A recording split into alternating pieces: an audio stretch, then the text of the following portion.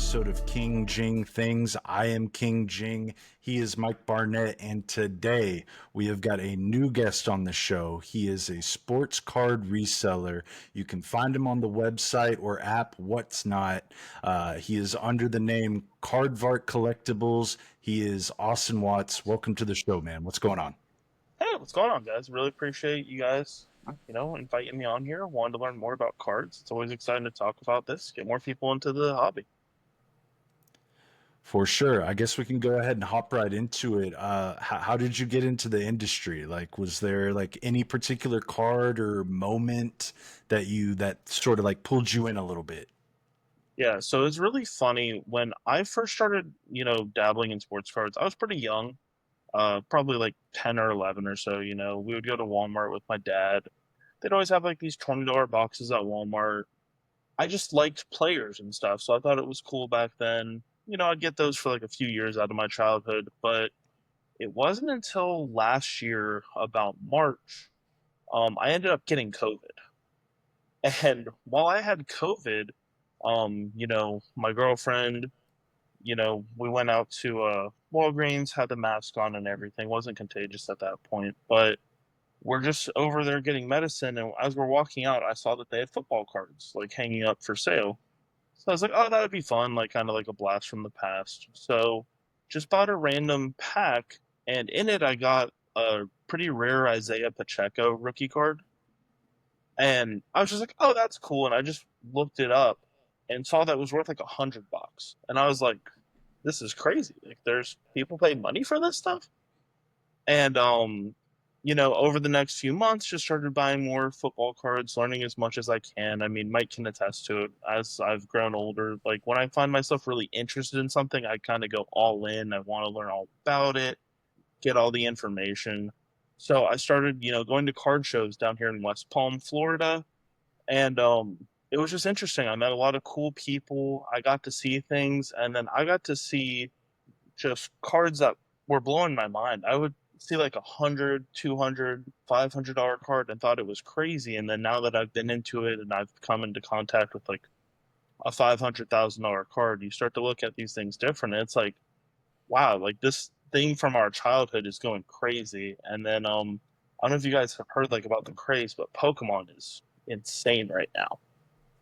That's the one thing that always feels like it never went away, but it like Yeah. also, it's always been around, but as a casual like me, like I don't know anything about cards and it would never come to my head, but it kind of reminds me like when we talk on the phone and you tell me about it, like, you know, most people are like, the card business is dead, and that couldn't be farther from true. Is that right? Like kind of how do you navigate that now?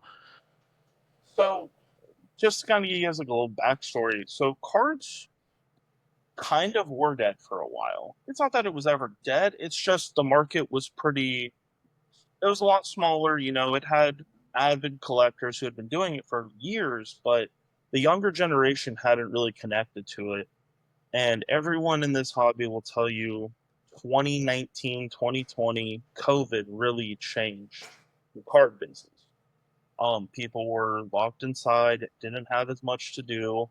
You could get into these things called breaks online where people purchase really expensive packs of cards. They assign you a player or a team, and if that player or team gets hit in that pack, you get to keep the card. So like they might be buying like a $15,000 box of cards, and you can spend $30 to get the Bengals and that, and you hit a rookie Joe Burrow. It's crazy, but you just hit it big. That's insane. So do you typically lean towards just football cards, or have you sort of dabbled a little bit in Pokemon cards as well? So, not fully into Pokemon. I do have a couple of shops that I work with where they are super into Pokemon right now. So, I'm definitely learning more as the days go on. But it really was just football cards for me for the first 9 months I was in the hobby. And then as you're in proximity with people who are selling a little bit of everything, you kind of just naturally gather a little intelligence on what they're talking about. So it's like, okay, like I've never been the biggest baseball fan, but I can tell you all the best names to collect right now. like Ellie De La Cruz. You have Shohei is obviously the big one. Everyone goes crazy for Shohei. Paul Skeens cards are insane. So it's like stuff like that. Like even though I don't watch baseball, I'm familiar with who to keep an eye out for. We do a little bit of basketball, hockey, soccer, like anything you can name. I just was doing a deal before I hopped on here regarding Marvel cards, like the comic books.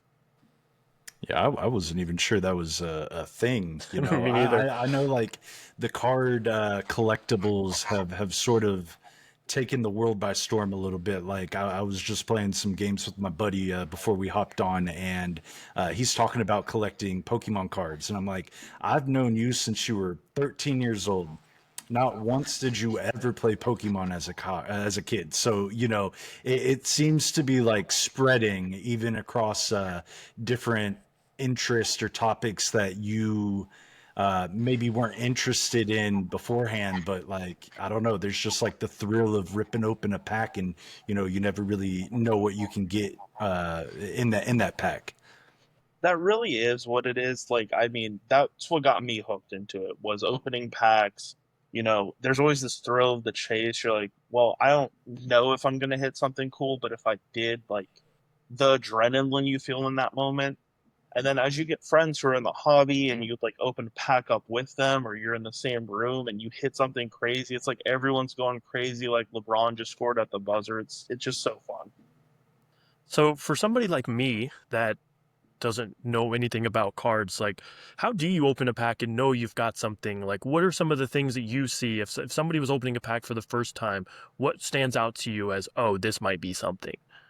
The three things that you know that you gotta hit that will help you when you start off early in this is numbered cards is the first and foremost thing.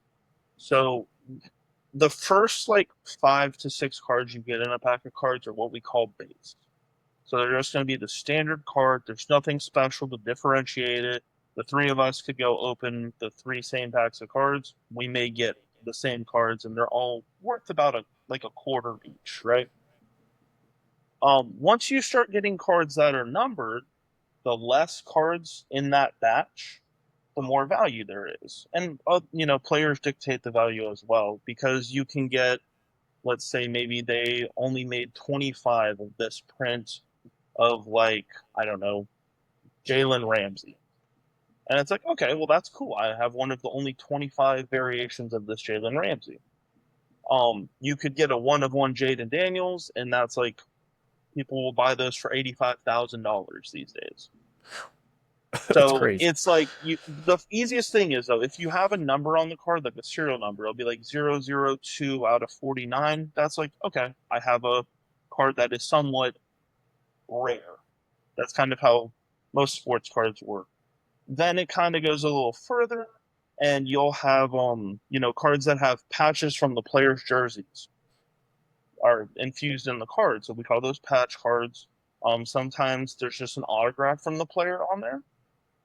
And then when you kind of get into what is super rare, you're looking for the cards that have the piece of jersey and an autograph on it.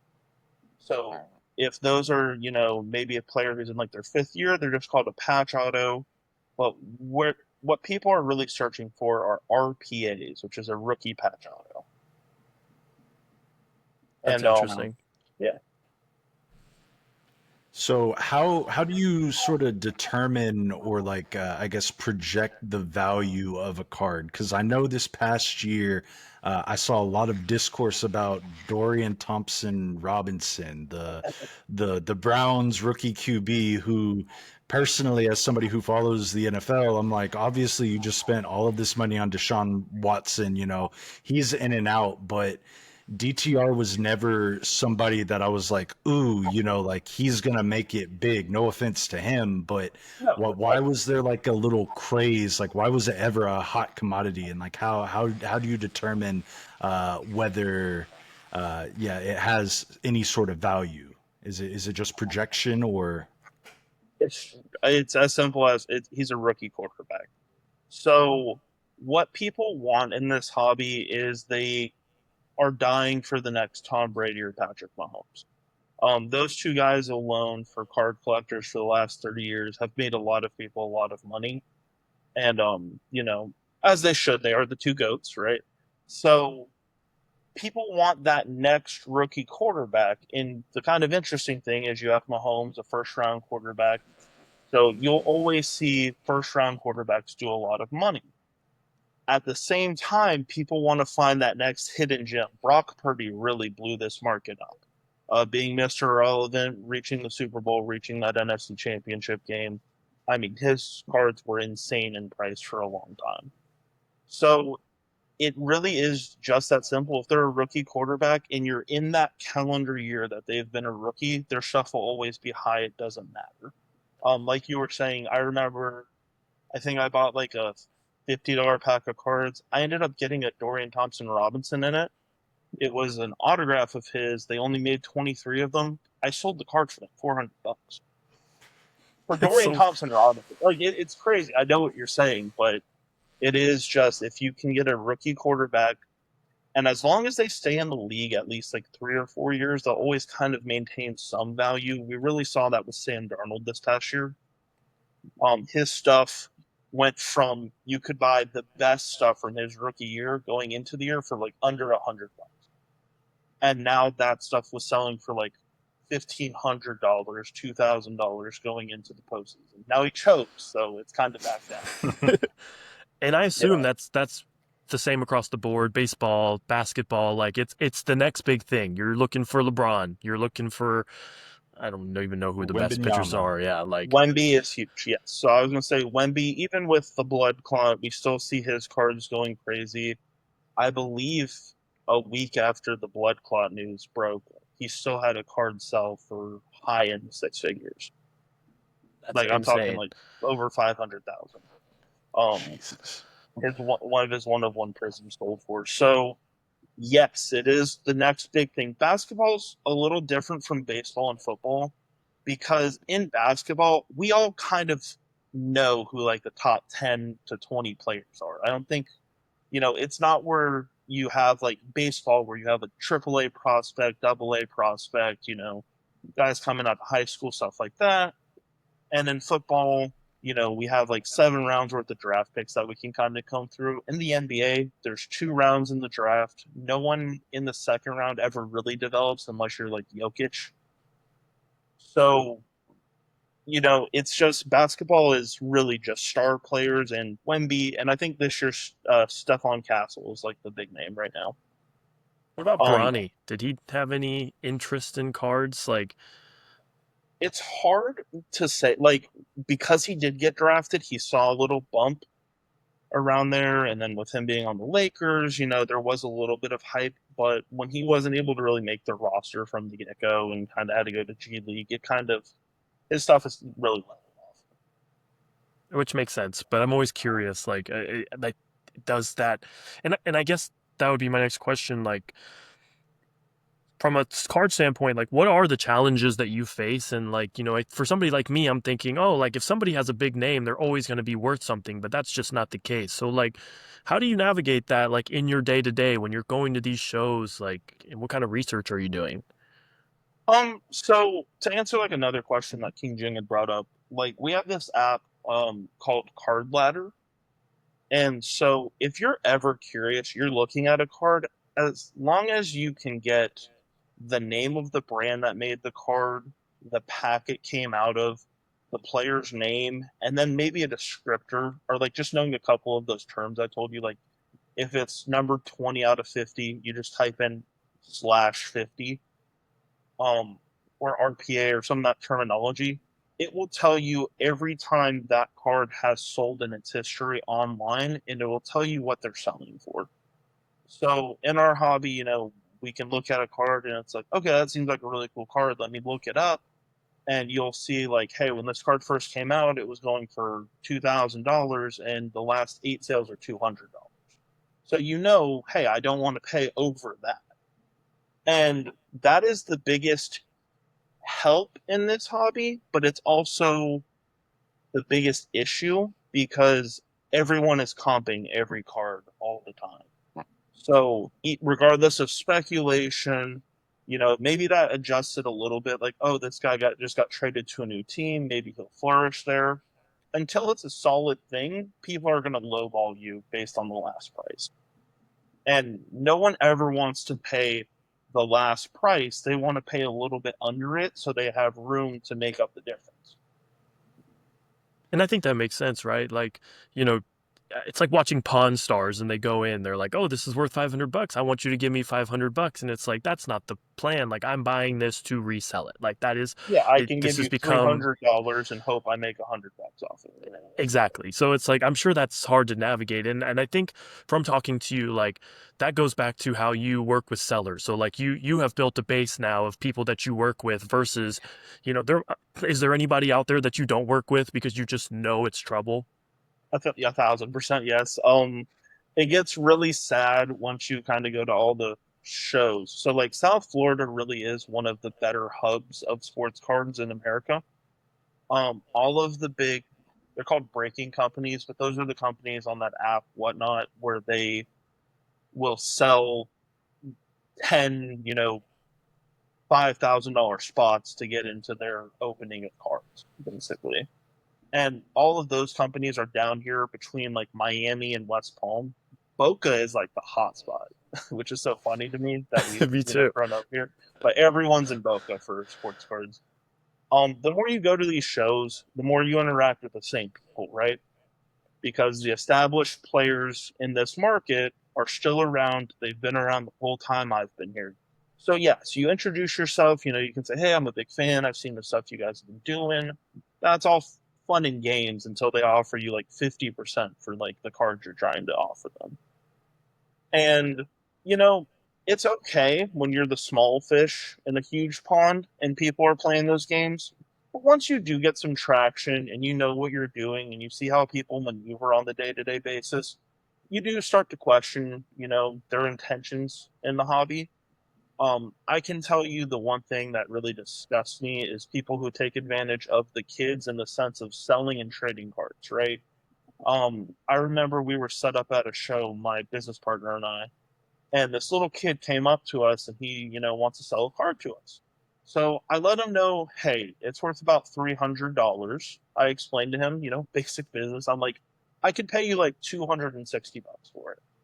It is worth 300, but I do need that like $40. I know I can probably sell it around that 300 figure.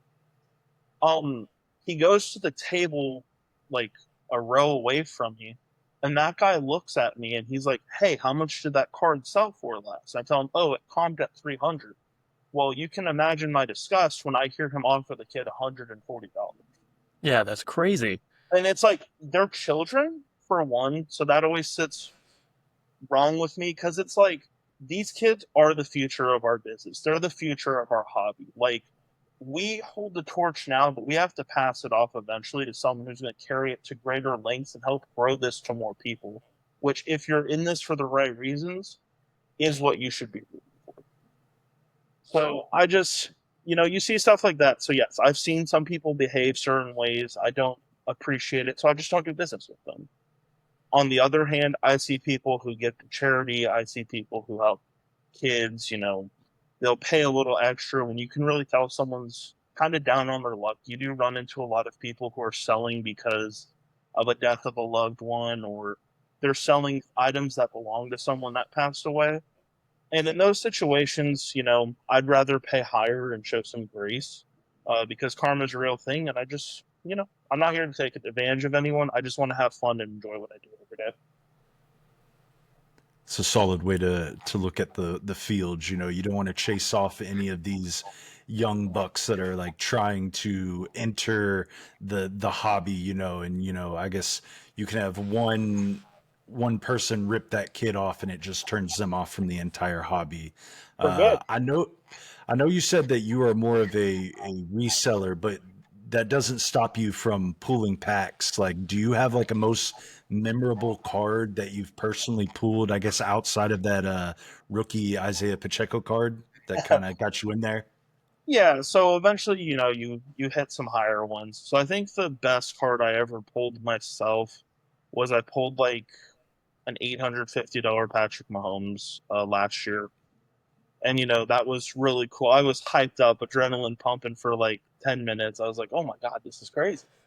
Um I will always be honest with people though when you get into this hobby, do not assume you are pulling those cards every time, because I know a lot of people who fall into that pitfall and they'll spend a lot of money to try to acquire cards.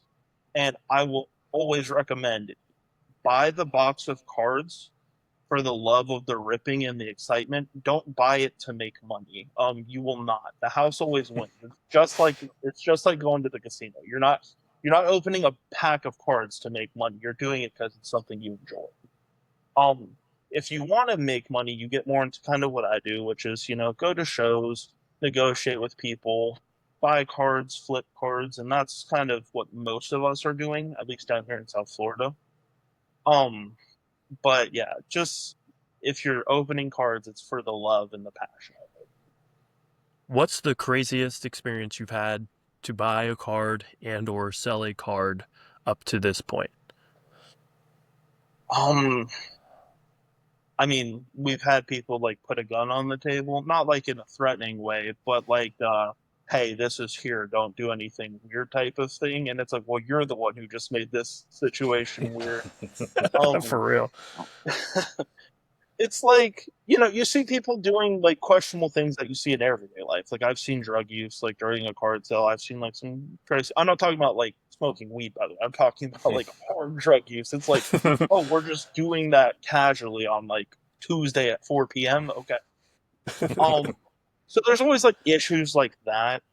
Um, you know, people, like I said, money is involved in these as much as it is for fun, and people are stupid when it comes to money sometimes. So I've had plenty of people, get really upset, yell, stuff like that. It's never really directed at me. Like I understand it's just misguided anger, but just because you've had a card and it was worth something at one point doesn't mean it's worth that anymore. Like I said, the market dictates itself. We police it through this app, so it's like, yeah, I know you probably spent $5,000 on that Justin Herbert auto when he was a rookie. His market's really down right now, guys. Like I could buy that $5,000 Justin Herbert for like 500 these days. So people just get really defensive and they think you're trying to take advantage of them, and it's just you just got to play the game sometimes. And I am blessed that I work with enough people who have been repeat customers the entire time I've been doing this. They know where I stand on things. They know that I'm just here. I'm making an honest living. Again, not trying to rip anybody off, but we do unfortunately see that day to day from other sellers. Do you have any like personal grails that you might like hold on to, or like, do you have a specific white whale that if you were to buy any pack of cards, if you could rip and find this one card, it doesn't necessarily have to be the most expensive card or have the most value, but is there a white whale that you have been chasing, let's just say for 2025? In 2025, I mean, honestly, anytime a new football release comes out, you're always wanting to find a little Commanders logo and pull a Jaden Daniels these days. He is like what the market is craving right now. Personally, I do like to rip 2020 product, and I mean, Mike knows I'm a diehard Dolphins fan. I nothing makes me happier than finding a Tua card, and I recently opened like a 2020 box and got a Tua card. Maybe I think like 5 years ago, it's probably like a $200 card. Now it's like a $15 card. It's still on my hold shelf. I love that card. I could grab it right now. And then we always, when we do a big deal, another thing for people getting into this hobby is the more cash you're able to offer up front to somebody, the more cards you can get and the better price you can get per card, right? Pretty standard business principle. But so when we do like a $5,000 to $10,000 deal, you know, we're hoping if it's 5,000, I'm hoping I get about like $7,500 worth of cards. That in a theoretical perfect world, if I were to sell everything today, it would sell for that, right? I want to normally put one to two of the bigger cards away if I think it's going to go up in value. And then if I can just profit like 6,000 off of that transaction. I'm sorry, profit 1,000, make 6,000. Um, that's a win for me. And so like I have a hold case behind me. I think like the two biggest cards we have in there right now, where we have Sauce Gardner, his rookie year. We have the NFL shield from right here on his jersey, patched into a card. And then just this past week, we picked up an Anthony Richardson, same thing, rookie patch from his jersey. You know, do I know if Anthony Richardson is going to pan out? Will he beat Daniel Jones in camp? I don't know these things. But I got the card for a decent enough price where I'm okay holding it. If I lose, I lose. If he does phenomenal in the first couple weeks, I won. Like, it's just stuff like that. I wouldn't ever say I eventually hope to be in a position where I can just buy some cards for me that are fun and I hold them for a long time and they're meaningful to me. But I don't think there are too many cards right now for me personally that's like, oh, I want to hold this card forever. Ultimately, if I invested a lot into it, it's just a bad decision. In this hobby, like I said, I will hold on to that $20 tulip probably for the next 10 years of my life because that means something to me. I'd rather buy like small fun cards for me or things that I pull personally and put aside rather than be like, oh, let me go buy a huge card and then hold it forever. Um, we see it all the time. I think someone had bought a Patrick Mahomes, I think after the 2022 season, bought the card for like 15 grand and he just sold it for 5 grand last week. And it's like, don't buy those. On the other hand, someone bought the Paige Becker Superfractor auto at the end of last tournament when, she had the injury and will she take the 5th year at UConn? Who knows? They bought that for 2,500 last year. UConn just won the championship. It sold for 15,000. It literally is like gambling at the end of the day, and that's got to be so tough. So if I have any hot take moment on this show today, it will be that I'm not here to sell lies to anybody. Guys, cards is 1,000% gambling. Like, I know the streaming platform that I use would tell you, like, hey, you shouldn't say that. I can't say that on stream to anybody. Just full transparency. Because it's against rules and stuff, and it's technically not gambling, but it is. Like I said, if you're opening sports cards, do it for the love of it and because you're excited to see what you get. Do not do it to make money or for financial decisions. This is not an investment. This is not a stock. I mean, it is a stock in some ways, but like I'm saying, don't put your life savings in it. It's just have fun.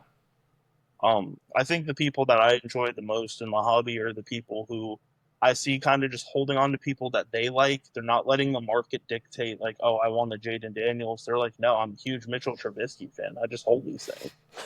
Like, I'll tell you, you brought it up. I bought a card last week, a Johnny Manziel rookie auto. They only made 15 of them, and this person graded it, and it got a pristine 10, which means it's a literal perfect card inside the container. The card is worthless to most people. That is one that I will probably hold. I loved Johnny Football when Mike and I were growing up. Like, I remember when he played Alabama, him and Mike Evans. Like, so, like, that's a card that's meaningful to me. I didn't buy it thinking, who's about to go up in price? Johnny Football. No, it's like just a memory card. I feel like that. I mean, again, this is just from knowing nothing, but like, who knows what that card could be in 20 years? Like, that could be. He could have a cool YouTube video made in 20 years or somebody that's like, this guy was the best going into the NFL based on this, and look where he is today. And that card goes up doubles price, and you're like, you know what? I could shove this card out the window. I don't care anymore. Like, that's kind of cool to think about that there are aspects like that too for the younger generation, like you talked about. Absolutely. And if that happens, it's great. But like I'm saying, it's just don't always mentally bank on that. It's like, Yeah. do it for you. But like a point you're making, Mike, is I mean, even 10 years ago when people were collecting LeBron James, they weren't thinking about Bronny. I mean, if Bronny went off and had an amazing career, LeBron stuff will see a benefit from it. We see the children of players influence their cards. If you don't think Shadur Sanders cards are going to be the hottest commodity if he has a great first 4 weeks wherever he gets drafted, you're delusional. Like, regardless of people's opinions on Dion, and I personally love Dion. Like Shadur's cards are going to do well, and because of that, Dion's old stuff is going to do well. It's just it all plays a factor. So maybe Johnny Manziel has a son one day, and he turns out to be the next Peyton Manning. You never know. Or the best partier in college on earth. He could be both, like Johnny Football. So I guess like looking into the future, where do you see the sports card market sort of heading? Like I know I think it was back in probably 2020 the NBA came out with the NFT. I think it was called Top Shot, and I know they're having a little bit of legal issues right now. But like, where do you see this headed? Like, do you see a more of a digital footprint coming in maybe in the future or what? I personally do not. So I know there are people who do feel that way. Panini, who owns the licensing for football and basketball at the moment, they won't hold football after next year, by the way. So we're about to see a big shakeup. We can touch on that in a second. But Panini has been trying to do digital cards for a while now. Like you're saying, it's probably 2021, and they're worthless. Like no one buys them, no one pays attention to it. I couldn't tell you how many people. I don't think anyone's ever asked me about a digital card or asked me to buy it. I think that's kind of the great thing about sports cards is in this world of everything is digital and like we're getting away from physical like media, like what's a CD to kids these days, what's a DVD. We're even moving what like you're saying, like cryptocurrencies, we're moving away from physical things. I think it's awesome that a bunch of like guys who are interested in certain things are just holding pieces of cardboard that are worth like thousands of dollars. I think it's hilarious. Like it's such an oddity in today's world, which I think is what kind of makes it great and draws a lot of people into it. Because at the end of the day, when all your assets are digital and you can't really hold them, you don't get a sense of ownership with it. I feel like sometimes, whereas like I can hold a car right now and look at it, like do whatever I want with it. There's just something about it being tangible. You know, you have a couple buddies come over and be like, "Oh, look at this card that I've got." So yeah, I definitely understand that. Yeah. And like some of us, like I know a couple of my buddies have like in their living room, they'll have like a display case of their favorite cards, and like it's a show, it's like you know, a conversation piece to them. So yeah, it just is cool for that. Kind of like I was saying, we're going into a lot of unknown going into 2026 because Panini has owned football rights for this whole boom in the market, right? So back when we were like in high school, it was Topps and Panini both could license the products. Licensing meaning, they can use the team name, they can use the team logo on cards. So it's really interesting right now in 2025 that while Panini has had the licensing, some of the athletes have chosen not to sign autographs for them, which is an athlete's choice for basis. So like Jaden Daniels and CJ Stroud last year, neither of them agreed to sign any products in Panini. So it really limited, some of their high end cards. So in some capacity, it's like, well, if you have the rarest CJ Stroud card in Panini, it's still worth a ton, but people crave autographs. It makes people feel a little bit closer to the player. So Topps got really smart, and even though they didn't have the licensing, they started offering these guys out of college like deals to sign autographs for them. So while Panini owns the licensing, Topps this year is the only product where you can get Jaden Daniels or Bo Nix autographs, who many people in the hobby would say are the two most valuable rookies after last year. So right now you have cards from Topps where they have no logos on their helmets. It doesn't say, Commanders or Broncos. It just says Denver and Washington on the cards. No insignia, no anything. But those autographs are selling for thousands of dollars without licensing, which was a shock to a lot of people in cards. So now it's like, okay, well, we have the bidding war coming in 2026. I mean, if Topps takes the licensing away from Panini, how does that change the landscape? Do these old Topps cards, do they go even more up in value?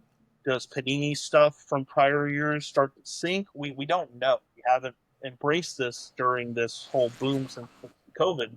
So it's going to be a lot of moving parts, and I'm really excited to see how everyone maneuvers it. Ultimately, I think it is best for the fans of products. If this wasn't even an issue, why can we not just share licensing like we used to back in the day? I think it sucks that it's a monopoly situation now, and it's like, we dictate how much our boxes of cards are. You guys have to pay $500 for a nice box of cards because we can put the logos on it. It's just kind of greedy to me, but we'll see how that goes. No, that definitely does seem greedy. I totally get that. Um, One thing I wanted you to be able to do is, kind of plug what it is that you do on Whatnot. I'd love for you to explain like what you do in a stream because to me it does not make sense. But for you, I know it's part of your business. So Yeah. So ultimately, like I said, you have two avenues when you do streams with cards. You can do a break or you can do singles. So I don't do breaks personally. I do think they teeter on that line of gambling too much. But you can say, hey, guys, here's $500 boxes of cards. So I went ahead and I spent $2,500 on these cards. Now I'm going to run auctions on my stream, and whoever wins that first auction, we're going to randomize the team list, and whatever team it lands on is what you got for that cost. So you could have it to where someone pays. So, like I said, I put $2,500 of product on the table. You're hoping in that situation, most spots are selling for $150 to $200, and you will see that. You will see some streams where they're selling for thousands of dollars, and it boggles my mind. But you know, it again teeters on that line of gambling. There's too much randomness in it for me. You don't know what you're getting ultimately. So you could spend $1,000. Let's say you're like, okay, I want the Commanders, I want the Broncos. I know that that's the best rookie product this year. Well, guess what, buddy? You just spent $1,000 and you got the Cleveland Browns. So you'll get every Cleveland card that comes out, which is like two cards in the product this year. So it's like I see people get really frustrated in that, and then you do see people who they get down bad about it, and they'll be like, "Oh shit, I just got the Browns. I don't want the Browns," so they go and get another $1,000, and then they get another bad team. And then there are people on this app where they'll say, "Oh, so you got two bad teams. I'll let you trade me back those two teams, and I'll give you another spin for a new team." And so many people do this, guys. So I just spent $2,000. I got two bad teams. I traded in, so I basically just wasted $2,000. I get my next spin, and it's a less bad team, but still nothing that's going to make up the like $2,000. And then you just watch these people bid thousands of dollars every day, and it gets kind of depressing. So to go away from that, what we do on my channel is singles. So singles is exactly what it sounds like. I'm selling you one card at a time. You see the card in front of the camera. I go over the card with you. I explain to you, hey, this is the product, this is the year, this is the player. You look at the card, you make your own determination on the value of it. If people ask, I'll always be honest with them. Like, I'm not gonna run anything on the channel that's like over $500 and is like, I'm not counting on people to buy that much. But we will run, like $5 to $10 cards. Sometimes people are in there and they're getting them for $1 or $2 every day, and that's fine. That's great for them. Like, I'm happy to see them succeed, and they'll probably go make a killing with it. At the same time, the bigger channels on this app will sell you a $5 card, and people are paying $30 for it. Um, so it goes both ways. We just want to make a little bit, but ultimately we buy cards in lots. So like I have a bunch of empty boxes in here that are like this. They're filled with cards when we buy them. Probably like 400 to 800 cards. You get a decent price the more you buy. You just run them as singles, and ultimately, if you make a couple bucks off of it, that's the goal. We're not necessarily trying to be millionaires off of this process. We're just trying to have fun. And a lot of people, like if you were to read the reviews on our page, we have a 5-star rating. We take a lot of pride in that. Everyone in the comments and the reviews is always talking about, hey, this is just an entertaining place to be. We have fun. We have a bunch of inside jokes. So my buddy that I run the page with, his name is also Austin. So when we started the show, we don't want the government names being tossed out, because people are weird, and there are plenty of stories in this industry when people find out your name and where you live, they will break into your house to steal all your cards. So, I go by A2 and my buddy goes by A1. Well, now we have crazy names because everyone called him A1 so long that people started calling him Steak Sauce. And then about 10 shows ago, we're streaming in the back room, and he brought in a double XL Big Gulp, and he dropped it all over the floor, got some cards wet, live on live on stream. So we start messing with him, and since I'm the other one streaming with him, I start bringing in a double XL Big Gulp to kind of like as an inside joke, and they flipped the camera on me while I'm streaming one time, and I'm drinking the Big Gulp, and so now we're Steak Sauce and Big Gulp. I became Big Gulp even though he dropped it, and we have fun. So it's just I like having the environment. It's a cool thing where I can kill 3 hours on a weeknight, hang out with my bud.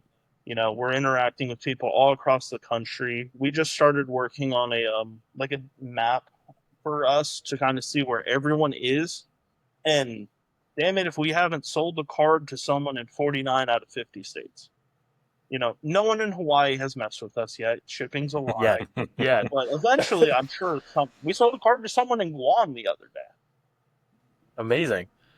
Yeah, so that's more what we do though. Yeah, we just sell single cards, just come in, vibe, have fun. Again, like they said earlier, we're Caardvark Collectibles on Whatnot. And we stream about 3 nights a week. Just, on top of the day job, this is just kind of our side hustle, and we just have fun with it. Have you ever thought about, like, I've seen, like, I watch YouTube shorts sometimes. I see these guys that sell cards at these places, and I feel like they're a lot more on your wavelength, where like they're on video, so they can't screw the kids over or put people in a bad place. Have you guys ever thought about doing anything like that, just to kind of continue to grow your business? Or maybe you wouldn't find that fun, or would you find that interesting to do? I would find it fun. I've talked to my buddy about it. It's really funny because when we first started streaming, I was the primary streamer, so I would be the one doing most of the interaction on camera. And he was like, not really my thing. I'll be the guy who sorts the cards and does the packaging. So that's how we started at first. And then I feel like one night I was like super tired or sick or something, and I couldn't really talk. So he hopped on, and it's so funny over the last like 20 shows we've done. He's been wanting to do most of the streaming. Like he says it's addicting to him. He's having a blast. So I think we may revisit that idea. A popular video that I see a lot of people do that I think would be fun is a trade up challenge. I don't know if you guys have ever heard of those. Yeah, Yeah. so it's like, hey, let's both go with like a $20 card. Let's meet up in 2 hours and see who ended up with the best card just off of trading that. No, so yeah, So stuff like that sounds fun. yeah, so I think we will probably explore that in the future. For right now, though, the streaming is fun, but it is a lot. I think we were looking at like between our day jobs and whatnot. I think we're averaging like 18 hours of work on the days that we do everything between like sorting cards, getting stuff prepped for shows. Like it is becoming a lot. Like we're hoping to turn this into something where this will be our day job moving forward. Probably I'd assume like 6 months out from that goal, but I do think it will happen in 2025 for us. I love to hear that, and I think you guys deserve it. I mean, obviously, I get to talk to you more than most, but you, I think from those talking to you today, we know the work that you put in. We can see it, and like you're doing it for all the right reasons. And I think that's what really comes to be important in aspects of life, is like, what are you doing it for, and where do you see it going, and why are you doing it? So I'm thankful to be your buddy, and I think it's great what you're doing for sure. I appreciate that, bro. You know, I love you. I've enjoyed getting to see you grow in so many avenues the last decade plus, and I'm glad you feel the same way about me. It is something I'm really passionate about. It's just funny because like I didn't see it coming. Like I said, I was sick. I bought a pack of cards at Walgreens. I didn't think in a year I'd be doing this like almost full time. So it's really cool. Absolutely. Well, man, this was dope. You know, we appreciate you coming on and sort of pulling back those curtains a little bit on like the sports card game. Like Mike said, you come off as very genuine, and that's going to take you to the places that you want to go. As long as you're continuing to do it for the love of the game, and you know you're doing it for all the right reasons. Good luck to you. We'd like to have you on, you know, whenever you have something new that you might want to talk about. Certainly after the bidding war ends, we'd like to see, you know, where the market sort of sits. And yeah, is there anything else that you sort of want to plug? You know, any social media handles that you want to let the people know where they can find you? Um, you know, it's not related to what we've talked about at all. I'm sure Mike knows where this is going, but if you follow me on Instagram, Austin is authentic. I also do music. That's like my other hobby. I've been doing that since I was like 16. I'm going to be releasing probably my first studio project. I think it's going to be May or June. It'll be out. So just follow me. Austin is authentic on Instagram, and I'll see you guys there. Solid. Perfect. Y'all be sure to check him out, you know, whether you're looking to buy, sell, or honestly just, you know, tap into what he's doing. That is it for today's episode. If you enjoyed it, leave a like, subscribe, and we'll catch you next time. Peace.